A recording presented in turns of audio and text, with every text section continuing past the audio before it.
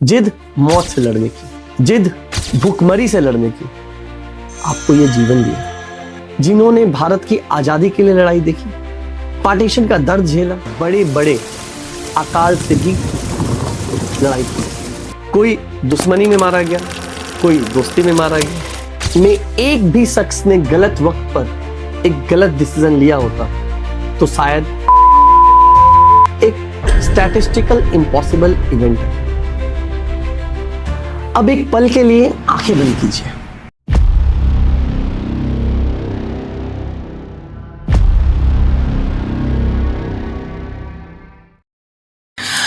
नमस्ते दोस्तों, आज हम वो बात करने जा रहे हैं जो शायद दुनिया में सिर्फ 0.01% लोग समझ पाते हैं। आप कैमरा के उस तरफ बैठे हैं और मैं यहां। आपके हाथ में शायद एक स्मार्टफोन हो, कॉफी टेबल पे बैठे हो या फिर लैपटॉप लेकर के बात कर रहे हो किसी से और साथ साथ ये वीडियो भी देख रहे हो। पर क्या आपने कभी सोचा है कि आपका यहां होना इस पल में इस धरती पर, या मेरा यहाँ होना इस पल में इस धरती पर एक स्टैटिस्टिकल इम्पॉसिबल इवेंट है। इमेजिन कीजिए आपके पिता, उनके पिता, दादा परदादा जहाँ तक जा सके, और ये सिलसिला पीछे ले जाइए उस समय तक जब इंसान के पास ना कपड़े थे ना घर, सिर्फ एक जंगली जानवर की तरफ रहते थे। अगर आपकी एंसेस्ट्रल चेन में एक भी शख्स ने गलत वक्त पर एक गलत डिसीजन लिया होता तो शायद आज आप इस दुनिया में, या मैं शायद इस दुनिया में नहीं होता। इतनी सालों में कितनी सारे महामारियां हुई, एक कोविड हम नहीं झेल पाए। हमारे एंसेस्टर्स ने कितनी सारी महामारियां और क्या क्या नहीं झेली हैं इन पिछले हजारों सालों में। कोई दुश्मनी में मारा गया, कोई दोस्ती में मारा गया, कोई प्लेग से मारा गया, कोई किसी और कारण से मारा गया। अगर कोई भी एक इनमें से हमारे एंसेस्टर का होता तो आज आप या मैं यहाँ नहीं होता। आप और हम यहाँ कोई किस्मत वाले हैं ऐसा नहीं मैं बोलना चाह रहा हूँ।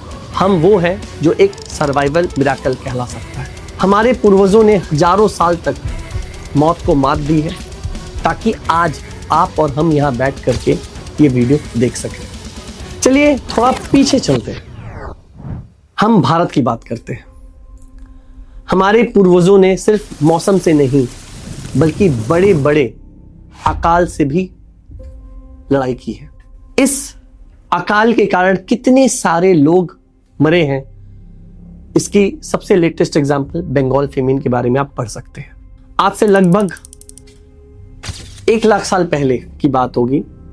एक सुपर वोल्केनो फटा था, पूरा आसमान राख से भर गया था, सूरज दिखना बंद हो गया था। साइंटिस्ट कहते हैं तब पूरी दुनिया में सिर्फ 5 से 10 हजार इंसान ही बचे थे।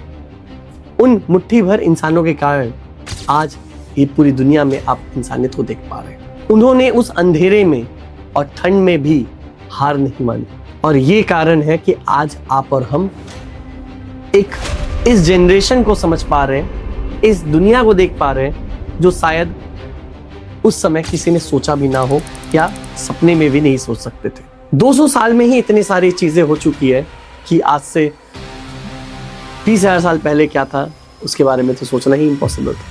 लगभग 15-20 हजार साल पहले एग्रीकल्चर का दौर आया, जब इंसान ने घूमना छोड़कर, शिकार छोड़कर कहीं बसना शुरू किया, सिविलाइजेशन शुरू हुए।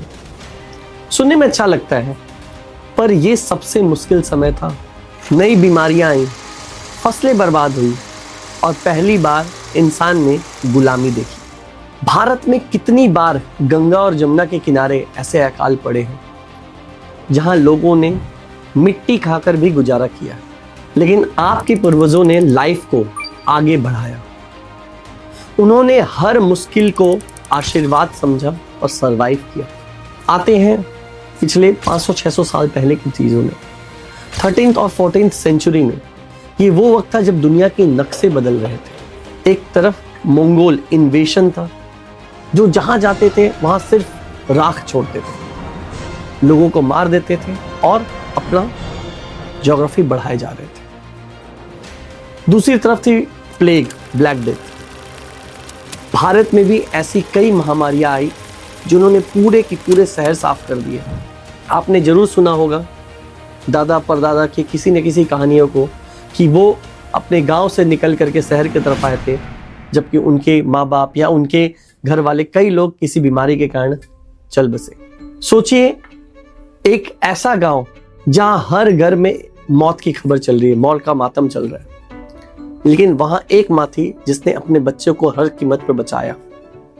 वो बच्चा बड़ा हुआ और उसने अपनी नस्ल आगे बढ़ाई। वही नस्ल आज आप हैं, हम हैं। आपके डीएनए में सिर्फ खून नहीं, आपके डीएनए में एक जिद है। जिद मौत से लड़ने की, जिद भूखमरी से लड़ने की। आज हम छोटी छोटी बातों पर डिप्रेस्ड हो जाते हैं, पर हमारे परदादा ने तब सरवाइव किया जब उनके पास खाने को एक रोटी तक भी नहीं थी। अब एक पल के लिए आंखें बंद कीजिए, अपने पिता के चेहरे को देखिए, अपने दादा परदादा के बारे में सोचिए। आज इंडिया में हम पितृपक्ष या श्राद्ध मनाते हैं। क्यों? क्योंकि हम जानते हैं हम उनके कर्जदार हैं।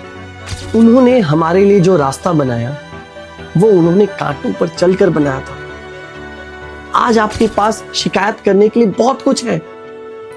करियर की tension, relationship issues, money problems, पर उनका सोचिए जिन्होंने भारत की आजादी के लिए लड़ाई देखी, पार्टीशन का दर्द झेला। 1943 का तो बंगाल फेमिन अगर आप पढ़ो और सच में उसको डिटेल में समझो, 30 लाख लोग मर गए सिर्फ ना खाना मिलने की वजह से। आपका एग्जिस्टेंस उनका इनाम है। जब आप हर बार मानते हैं तो आप सिर्फ अपने आप को धोखा नहीं देते, आप उन हजारों पूर्वजों की मेहनत को धोखा देते हैं जिन्होंने मौत से लड़कर आपको यह जीवन दिया। दोस्तों, शायद 1% लोग भी ये बात ना समझ पाए, इस वैल्यू को, इस जिंदगी की वैल्यू को शायद ना समझ पाए, बट जो लोग ये बात समझते हैं कि जीवन बोझ नहीं, एक रेयर प्रिविलेज है। You are the dream of your ancestors. आप उनका वो ख्वाब है जो उन्होंने भूखे पेट देखा था। उन्होंने लड़ाई लड़ी थी ताकि आप सुकून से जी सकें। तो अब सवाल यह है, आप इस मौके में क्या कर रहे हैं? इस मौके का क्या फायदा उठा रहे हैं? क्या आप वही पुरानी शिकायतों में उलझे रहेंगे या आप कुछ ऐसा करेंगे कि आपकी आने वाली नस्लें आप पर गर्व करें? आज से शिकायत छोड़कर शुक्राना शुरू कीजिए। ग्रैटिट्यूड बहुत इंपॉर्टेंट है। अपने पेरेंट्स के पैर छूइए, उन्हें थैंक यू बोलिए, क्योंकि वो ना होते तो आप भी ना होते। मैनिफेस्ट कीजिए एक ऐसी लाइफ जो उनकी कुर्बानियों के लायक हो। मैं हूं मनीष और यह है मैनिफेस्ट विद मनीष। याद रखिए, आप जिंदा हैं और यही सबसे बड़ा चमत्कार है। मैं जिंदा हूं और ये मेरे लिए भी बहुत बड़ा चमत्कार है। मिलते हैं अगले वीडियो में। जय हिंद।